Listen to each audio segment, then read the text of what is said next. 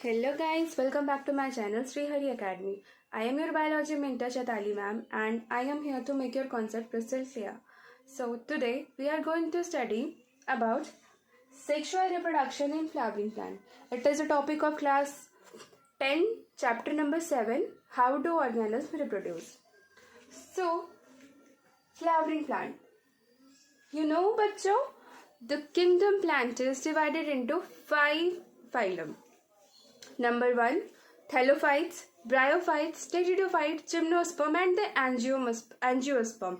The most developed form of planty kingdom is Angiosperm. And here all flowering plants comes under Angiosperm.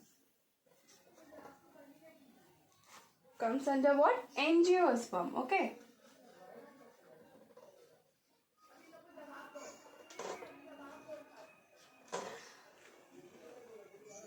Sexual reproduction in flowering plant. We know that the asexual mode of reproduction in plant is vegetative propagation, है ना? Okay, via stem, root, leaves. In earlier classes we have studied about that, but in this chapter we will read about sexual reproduction in flowering plant. So for every sexual reproduction, it is necessary to have a sexual organ in those living organisms which are going to perform sexual reproduction. So in flowering plant, the sexual reproduction of sexual reproductive organ is flower. Is what? Flower. So let's study first of all the structure of flower. Here I draw the diagram of flower. Okay, here you see this is petal. Okay, this is petal, this is sepal. Like this is flower. Okay. थोड़ा मुरझा गया है but कोई बात नहीं. आपको दिख रहा है? ये फ्लावर है. ये जो ग्रीन पोर्शन है ये सेपल है और ये जो ऊपर का कलरफुल पोर्शन है ये पेटल्स है. ठीक है, मैंने वही डायग्राम में शो किया है, ड्रॉ किया है. मैं उतनी अच्छी आर्टिस्ट नहीं हूँ बट क्या कर सकते हैं. ये पेटल है और ये सेपल है ना. Group of petal is known as corolla. Is known as corolla. The colourful portion, C for colour, C for corolla. तो the group of petals is known as corolla and the group of sepal is known as calyx. ठीक है, उसके बाद अब बात करते हैं reproduction होता है. तो yes, there is also female reproductive organ and male reproductive organ. Similarly, there is a male reproductive organ in flower which is known as stamen. Which is known as stamen. Here you can see men, men, stamen. Stamen is anther plus filament. Anther is what? The upper lobe-like structure is known as anther, and the thin, long, stick-like structure is known as filament. Okay, this is the male reproductive part in a flower. And now come to the female reproductive part. This is female reproductive part of the flower. Here is the stigma, and this is a style, the neck-like structure style, and below the style there is ovary. Okay. Inside ovary there is ovule. Inside ovary there is ovule, and inside ovule there is female egg cell. There is a female egg cell present inside the ovule. Understood that? Okay. This is the structure of a flower. Okay. Now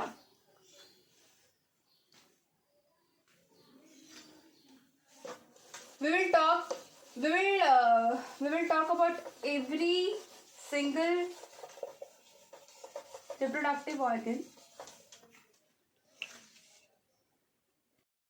As we know that in sexual reproduction there is formation of gamete, and after formation of gamete the male gamete and female gamete both are fused together. The process is known as fertilization, and after fertilization there's formation of zygote, and the zygotic cell, all cell division occur inside the zygote, and further the zygote developed into embryo, and the embryo further developed into fetus. Okay, so in sexual reproduction there is a major role of cell division. Okay, so here is a small topic. थोड़ा इसके बारे में पढ़ लेते हैं. Cell division is of two types. Cell division is of two types. First is mitosis and the other one is meiosis. Mitosis है ना, mitosis and the other one is meiosis.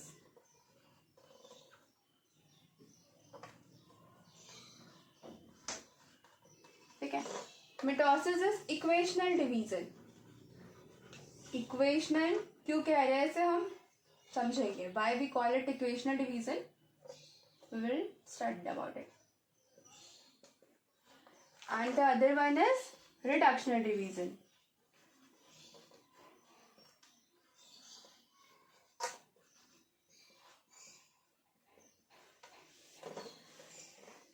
बच्चों, in equational division means in mitosis, if the parent cell have 14 chromosome, then there is an equal division of the parent's chromosome into the daughter's chromosome. Like 14 chromosome is also present in each daughter cell. ठीक है, equational division equally. But in meiosis, reductional division, if the parent cell have 14 chromosome, then the daughter cells will get 7 chromosome. Okay, daughter cell will get 7 chromosome. 14 chromosome parent cell में है तो daughter cell के पास भी 14 आएगा. That's why we call it equational division, equal. And in meiosis there is reductional division, माने कम. अगर parents के पास 14 क्रोमोसोम है तो डॉटर सेल में 7 क्रोमोसोम आए, 7 क्रोमोसोम्स होंगे. ठीक है, समझ में आ रही है. सो यही है मिटोसिस और मेयोसिस. लाइक अगर हम ह्यूमन रिप्रोडक्शन की बात करें तो सबसे पहले जो गैमेट फॉर्मेशन होता है, एक फीमेल और मेल है. ठीक है, फीमेल का गैमेट क्या हुआ, ओवम. मेल के गैमेट को कहता है हम स्पर्म.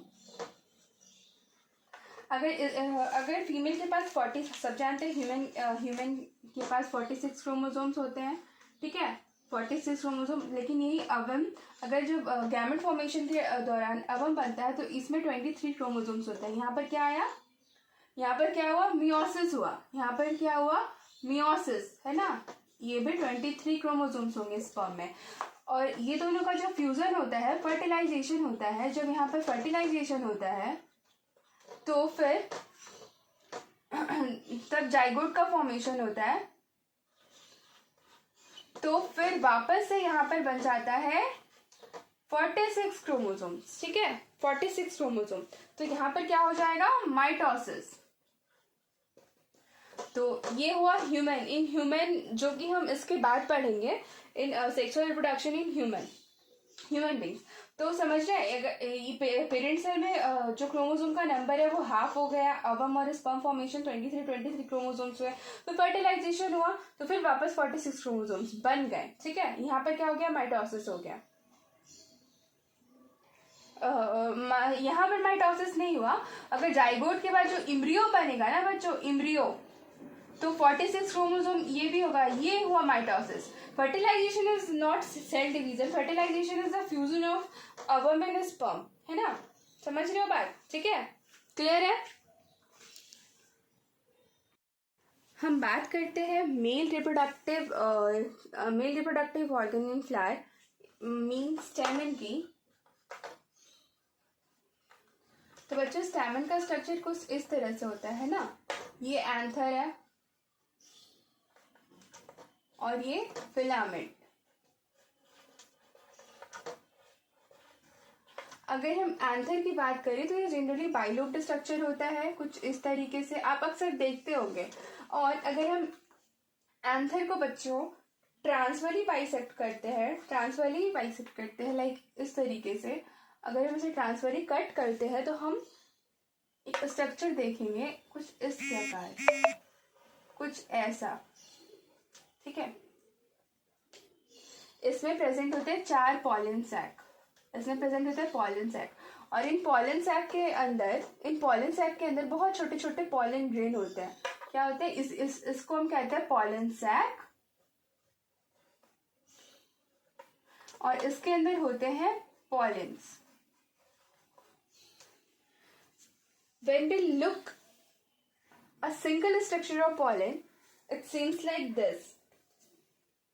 अगर हम एक स्ट्रक्चर को, एक पॉलन ग्रेन को निकाल लें और उसे माइक्रोस्कोप से के थ्रू देखें तो ये पॉलन ग्रेन कुछ इस प्रकार दिखता है। The outermost layer is known as exine.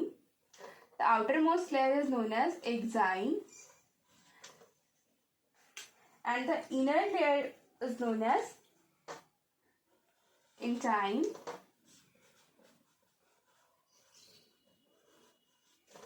and inside intine there is male germ cell. Male germ cell. Okay, clear है? स्टैमेन, ये स्टैमेन है। इस स्टैमेन के एंथर को हम जब डाइसेक्ट करते हैं ट्रांसवर्ली, और जब हम ऊपर से देखते हैं तब हमें ये स्ट्रक्चर मिलता है। इसमें 4 पॉलन सैक होते हैं और एक पॉलन सैक में थाउजेंड्स ऑफ पॉलन ग्रेन होते हैं। और अगर हम इस पॉलन ग्रेन को सिंगली देखें तो ये इसका कुछ स्ट्रक्चर इस प्रकार होता है। Exine, outer layer, intine, inner layer, and inside intine there is male germ cell present. Okay, now comes to the structure of female reproductive system in fly, which is pistil. Okay, the whole structure including stigma, है ना, style and ovary.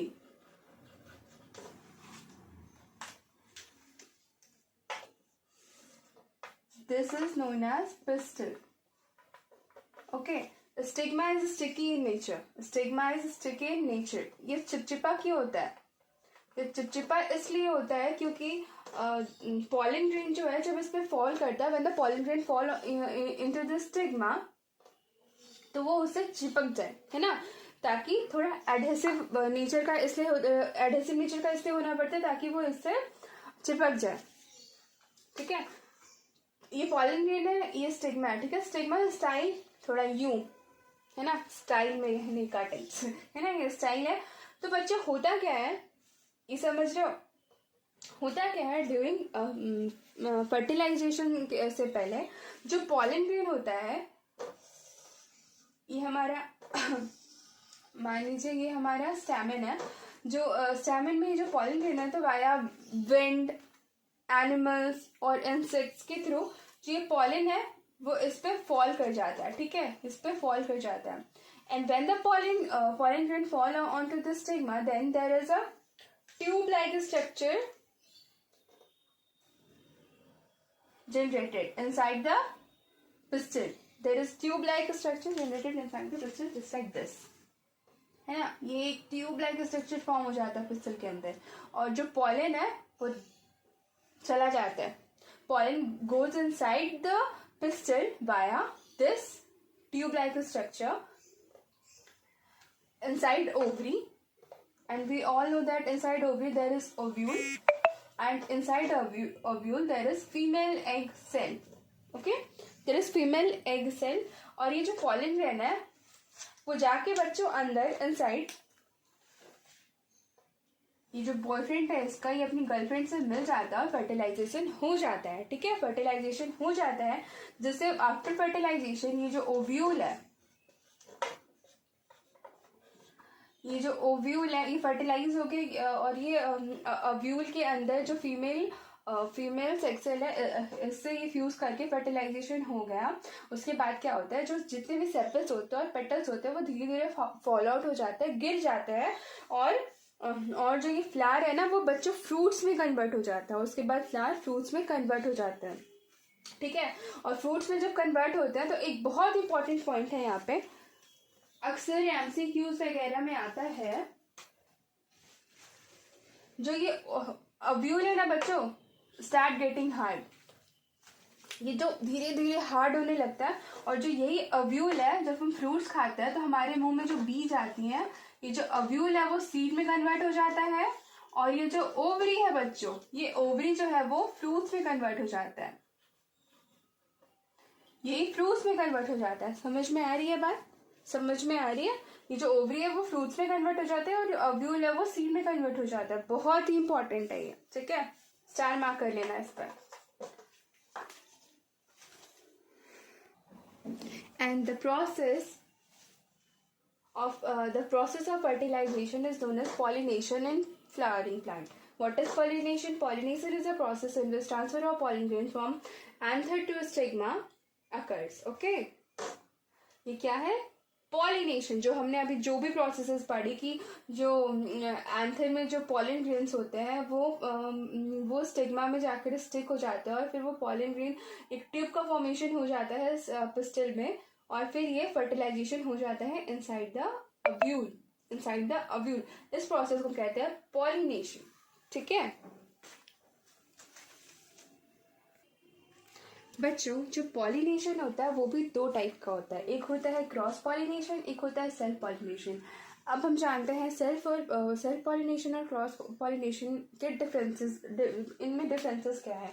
तो self pollination हो जाएगा बच्चों अगर एक ही flower का anther एक इसी फ्लावर के अव्यूल में जाकर फर्टिलाइजेशन करे, अगर सेम इसी प्लांट का पॉलिन ग्रेन इसी प्लांट के अव्यूल को फर्टिलाइज करता है, इस फर्टिलाइजेशन जो है पॉलिनेशन वो जो है वो सेम फ्लावर में होता है, तो उसे हम कहते हैं सेल्फ पॉलिनेशन।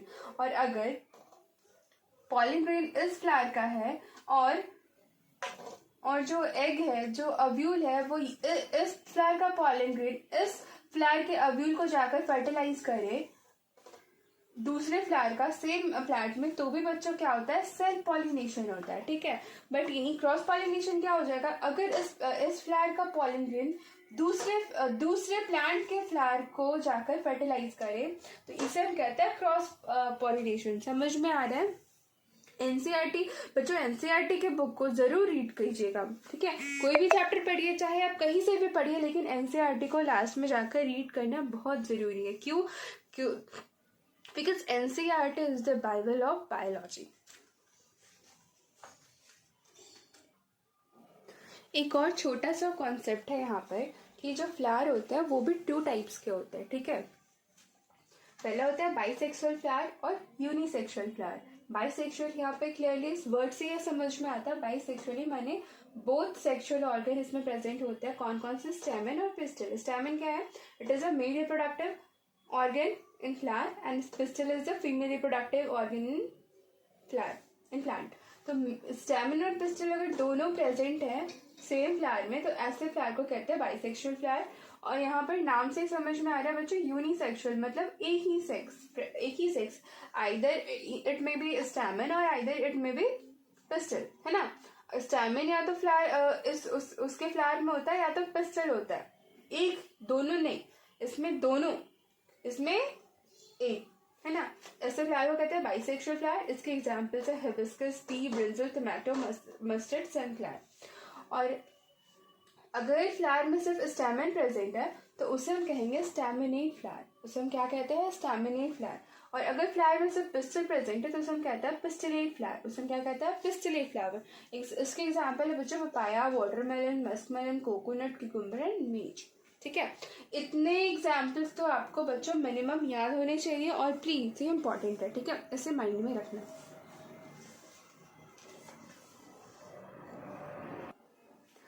अब हम एक समरी के तौर पर देख लेते हैं, चूंकि ये टॉपिक बहुत ही छोटा था तो हम एक समरी के तौर पे देख लेते हैं कि बच्चों sexual reproduction in flowering plant में हुआ कैसे। पहले तो गैमेट का फॉर्मेशन हुआ, ठीक है। गैमेट फॉर्मेशन माने पॉलन और अव्यूल में जो है वो फीमेल जर्म सेल है, पॉलन ग्रेन और अव्यूल। गैमेट फॉर्मेशन है, उसके बाद पॉलिनेशन है। Pollination is what? Transfer of pollen grain from anther to stigma. Pollination है, उसके बाद क्या हुआ? जब पॉलन जो है वो स्टिग्मा पर स्टिक हो जाता है, उसके बाद पॉलन ट्यूब का फॉर्मेशन होता है and after that fertilization occur. Fertilization के बाद क्या का फॉर्मेशन होगा? ऑब्वियसली जाइगोट का फॉर्मेशन होगा। उसके बाद क्या का फॉर्मेशन होगा? एम्ब्रियो। अब ये मत क्या देना ma'am after embryo this formation of fetus, ये ह्यूमन नहीं है, ये प्लांट है। उसके बाद एम्ब्रियो के बाद क्या होगा, फ्रूट्स में कन्वर्ट हो जाएगा प्लांट्स। किस में कन्वर्ट हो जाएगा, फ्रूट्स में कन्वर्ट हो जाएगा। और एक चीज अक्सर अक्सर क्वेश्चन में आ जाता है, फर्टिलाइजेशन कहाँ पे होता है, what is the place of fertilisation, it's ovule, है ना। तो इसको हमेशा याद रखिएगा, फर्टिलाइजेशन कहाँ पे होता है, अव्यूल में होता है। और अव्यूल जो है वो फर्दर सीड बन जाता है, और जो ओवरी होता है अव्यूल के आउटर मोस्ट लेयर, उसका फॉर्मेशन हो जाता है फ्रूट्स के तौर पे। ठीक, थोड़ा हम सीड के स्ट्रक्चर को देखते हैं। जो सीड होता है बच्चों वो उसके स्ट्रक्चर में 3 पार्ट होते हैं। पहला सीड कोट, ऑब्वियसली हम कोट पहनते हैं ना अपने आप को ढकने के लिए, वैसे ही सीड के आउटर मोस्ट लेयर को हम कहते हैं सीड कोट। उसके अंदर प्रेजेंट होता है कॉटिलिडन्स, उसके अंदर होता है एम्ब्रियो। लाइक हमने आप लोगों ने चना खाया है कभी, ऑब्वियसली खाया होगा। हम चने को छोड़ देते हैं ना कि अंकुरित हो जाएगा, स्प्राउटेड चना, ठीक है। तो होता क्या है, अगर अंकुरित को और दिन छोड़ दो तो देखना बच्चों, वो चना आपस में उसके अंदर का जो रहता है वो डिवाइड हो जाता है, जस्ट लाइक दिस,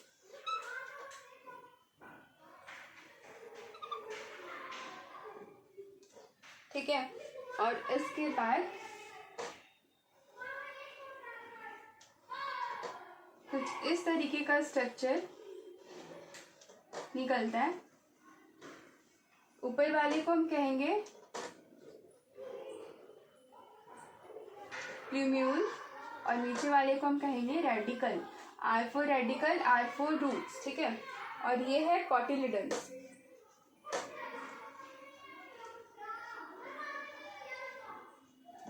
ठीक है, प्लूम्यूल जो है वही, इसे हम कहते हैं फ्यूचर सूट। सूट के बाद क्या बनता है, स्टेम। और रेडिकल को कहते हैं future root, future root. Radically बच्चों जब ये थोड़े आफ्टर सम टाइम, जो रेडिकल है वो रूट में कन्वर्ट हो जाता है, और प्लूम्यूल है वो जो प्लांट में कन्वर्ट हो जाता है, ठीक है। आई होप आप सबको ये टॉपिक अच्छे से समझ में आया होगा। अगर कोई भी डाउट है तो मेरे कमेंट सेक्शन में ज़रूर कमेंट करिए। Thank you, have a nice day.